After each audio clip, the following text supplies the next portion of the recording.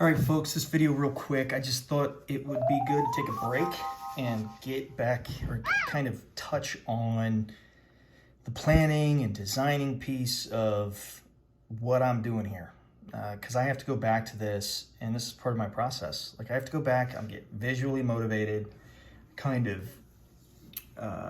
so I can kind of hold on to that finished product. So that idea that when this thing's done, you know, what I'm going to be able to enjoy.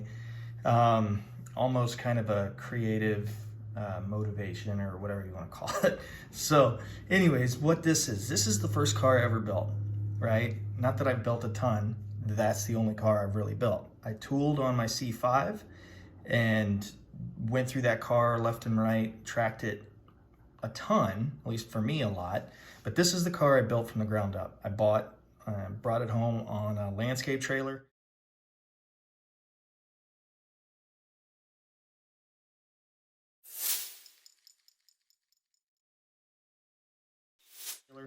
And 2 years, nights and weekends, and over 3,000 hours.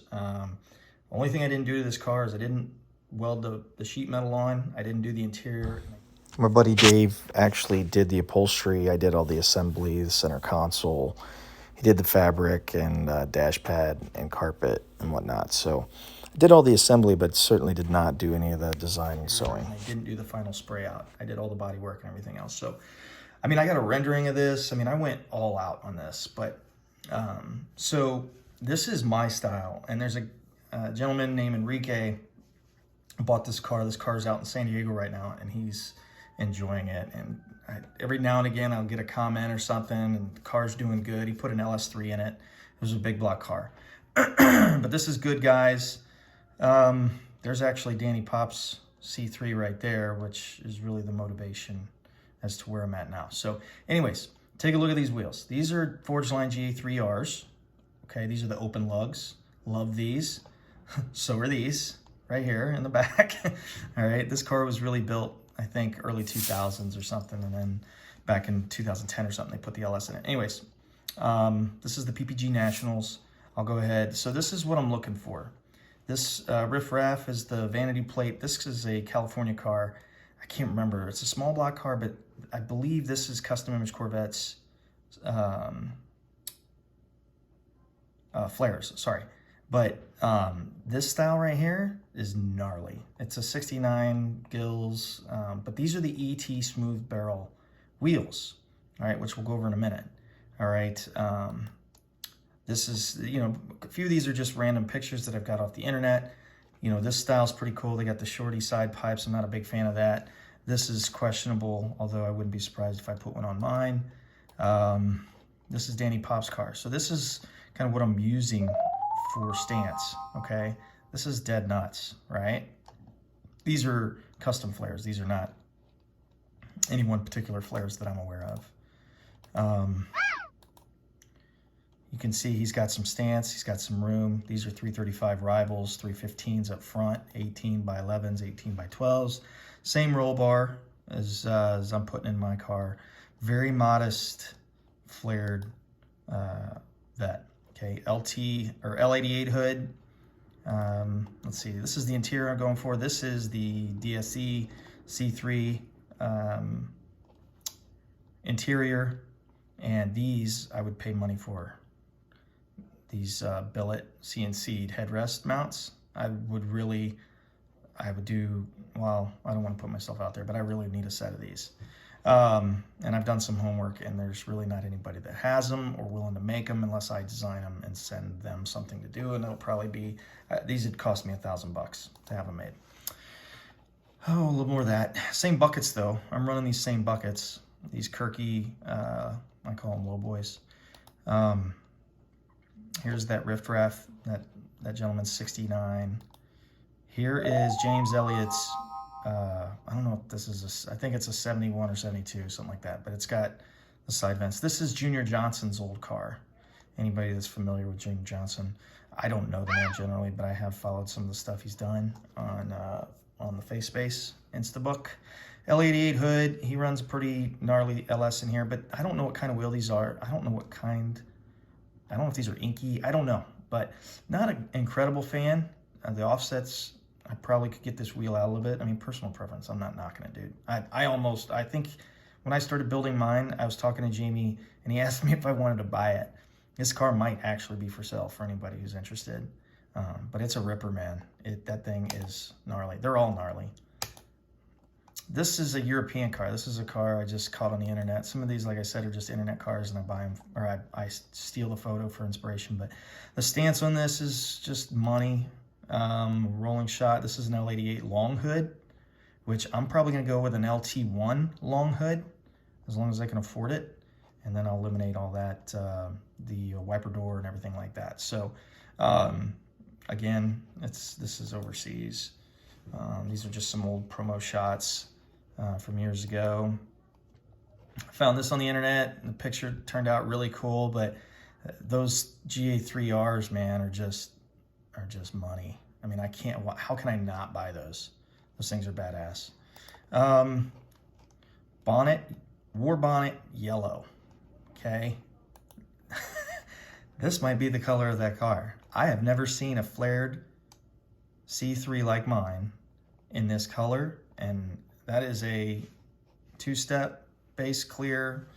I mean, I'm going to be challenged to shoot a metallic like that, but I can handle it. Another shot of the DSE interior. Or did I already go with that? Yeah, this is a new one that just finished and just kind of, oh man, do I have more pictures of that? There it is. Okay. So this is a comment. I think these are classic, custom image Corvette flares. It's kind of a two-tone, pretty cool. This is DSE's test car, which has got a dog box in it. It's just rowdy.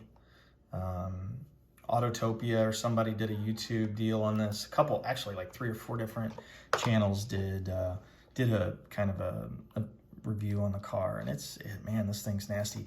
Ryan Matthews with After Dark. Oh my God, I can't even remember what the rest of the name of that company is. Anyways, he, I think, helped do a lot of R&D and design on engineering the parts on this car, and I think he helped with the Stingray suspension with this. And so these guys offer side pipes and LS headers. They want an arm and a leg for them, and again, I just don't think I'm confident they'd fit my car. So big reason why I'm doing my own. I love these are forged lines, but they're probably quite a bit more expensive than a GA3R, but they're pretty cool. And that color on a step lip, but I think you might be able to get this in an 18. But a lot of these 3-piece concave that sit on the outside that have these hoops are 19 only. So anyways, that's it for like inspiration. The big question, which is what I wanted to make this video for, is gonna be what wheels? Because I'm there, man. I'm there. I'm not even gonna wait. I took dimensions. Homeboy Matt came over last night and we did some math, double checked, and I'm ready. So generally speaking, this is the wheel that is about 90% chance going to show up on my doorstep, but I am torn because ET wheels. Let me see. ET wheels, man. Just like that California car I showed you. Conant, I can't remember his last name. I follow him. But here is what we're looking at. ET wheels, they are custom made to order within these offsets or backspacing. $619 a piece. That is probably half of what I'm going to pay. I could buy 2 sets of these. Now they're not as nice. They're not as, engineered and all that stuff. I don't think I'd use these really for a lot of track use, but the likelihood of me breaking a wheel like this is way, way, way higher than a forged line, of course. And so I could buy 2 of these as opposed to 1 set of forged line, but the payoff it's just preference, right? So I'm just curious. I know better than to ask you guys, which one would you pick? Because it doesn't help me. I learned a long time ago that this is all subjective. And your help, you tell me what you want and going to tell me what I want. But if you have any information on these wheels or any experience, please feel free to chime in and let me know. I think they're a good looking wheel for a vintage car like this. Clearly they look good on, let's see, where's he at? On, I know I passed it up here. Hello, here we are. Here we are. So these are ET wheels with the smooth barrel, okay? I would be getting the step lip. I think you can do that. And they have a long and a short cap, depending on offset and a few other details. Anyways, that's it for this video. You know, let me know what you think, man. Any ideas? I'm more kind of new school, pro touring, wide body, 18-inch wheels is the tallest I'm going to go. That's what I understand is a really good size. Tire availability, things like that. I'm going to be running a 315 inevitably, but I am going with a 12-inch rear wheel. So 1811s, 18 by 12s with a 315 up front and a 335 in the back. Probably a 5-inch back spacing, front and rear. And yeah, anybody got any other ideas on wheels, let me know. Anybody got any information on CNC parts? I know Parts Badger has options, but anyways, long video of me talking. I tried to make it somewhat interactive. This is the wheel I'm going for right now.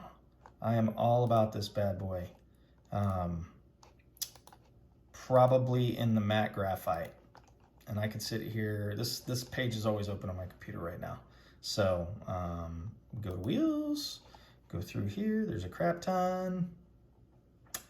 Thank my boy Marshall Reiner. That has crossed my mind 2 or 3 times, that fluorescent orange. I ain't scared, I'll do it, you know. Other than that, you know, they got pretty badass wheels for days. So I'm gonna end it off there. Appreciate you guys kind of hanging around. This is a 12-minute video of me just chatting and sharing with you kind of the game plan. And anyways, have a great day. I'll have a video up on the frame results, kind of plugging away at that right now. And yeah, have a wonderful week. See you folks.